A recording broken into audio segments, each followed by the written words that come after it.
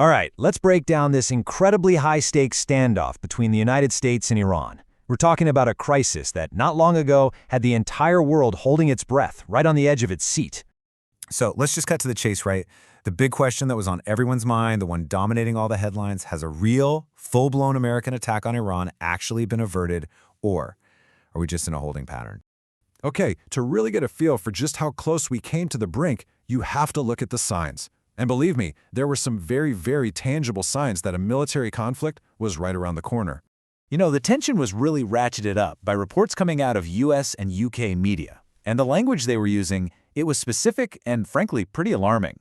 The word on the street was that the White House, under President Trump, wasn't just kicking around ideas. No, they were looking for a very specific type of military action, something they called brief and decisive.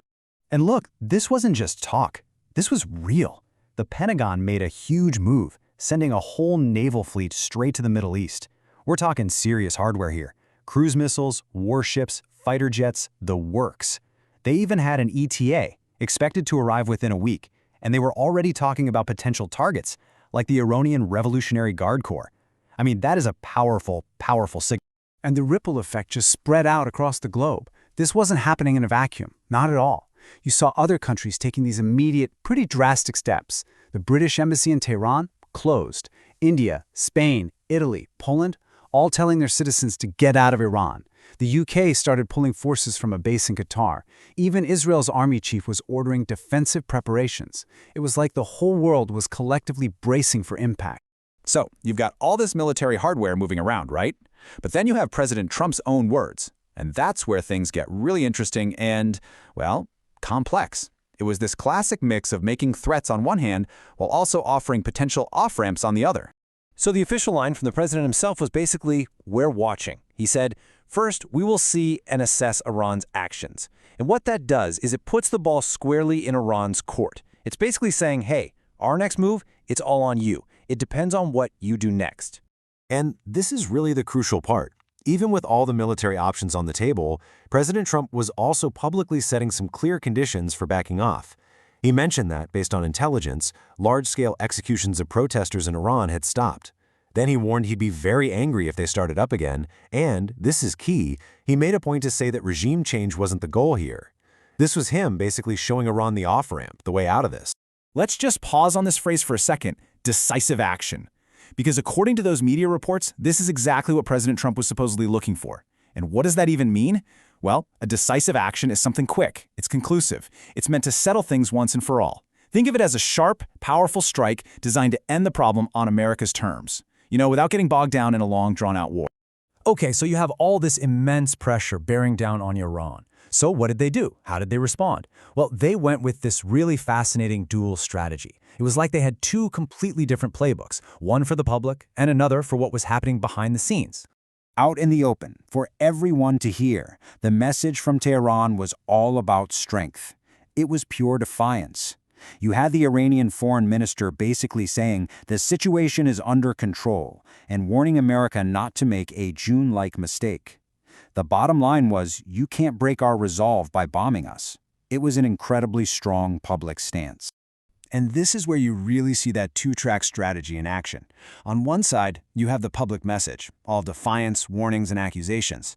But privately, it was a totally different story. Reports were coming out that communication channels with the U.S. were still active, that they were ready for negotiations on equal footing. And get this, they were even giving secret assurances that they wouldn't attack first. It shows that underneath all that fiery public talk, there was some real pragmatism at play. So, what were these back-channel talks even about? Well, according to Iranian officials, the U.S. demands were pretty straightforward and huge. They were being asked to end all uranium enrichment and to reduce the range of their missile systems. From Iran's perspective, it looked like the U.S. was using the threat of an attack as leverage to get them to gut their two most important strategic programs. And of course, it wasn't just the US and Iran staring each other down. No way. The entire world was watching this unfold with a whole lot of concern. And a lot of countries weren't just watching, they were actively jumping in, trying to pull both sides back from the edge. And the diplomatic activity just went into overdrive. It was a total flurry. One day you had Arab nations urging the U.S. not to attack. Then you have Turkey hoping for a peaceful resolution. The UN Security Council even held a meeting specifically on the Iran situation. I mean, when the Security Council gets involved, you know things are serious. Now, this next piece of information might be one of the most important parts of this whole puzzle. A critical report from a U.S. newspaper came out, and it claimed that through secret, back-channel contacts, both the U.S. and Iran had given assurances that they would not attack first. Think about that. For all the public threats and military posturing, behind the scenes, it seems there was this powerful mutual desire to avoid a full-blown war. Okay, so after all that, the threats, the warships moving, the secret talks, where do things stand right now? Let's take a look at the current situation.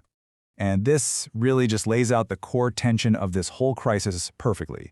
It's like a giant tug-of-war. On one side, you've got all these forces pulling towards conflict: the naval fleet, the closed embassies, the tough talk. But on the other side, you have these really powerful forces pulling the other way, towards de-escalation, the secret assurances, the UN meeting, the calls for calm. It's an incredibly high-stakes balancing act. So what's the big takeaway here? I think it's this. While the immediate threat seems to have passed and things have cooled down a bit, absolutely none of the root problems have gone away. The warships are still in the region, the deep-seated tensions are still there. You know, it's like the immediate fire has been put out, but the embers are still glowing hot. And that leaves us with the one final critical question. Is this a real de-escalation, or is it just the calm before the storm? Have we actually stepped back from the brink for good, or is this just a temporary pause before things heat up again? Honestly, that's the question the whole world is waiting to see answered.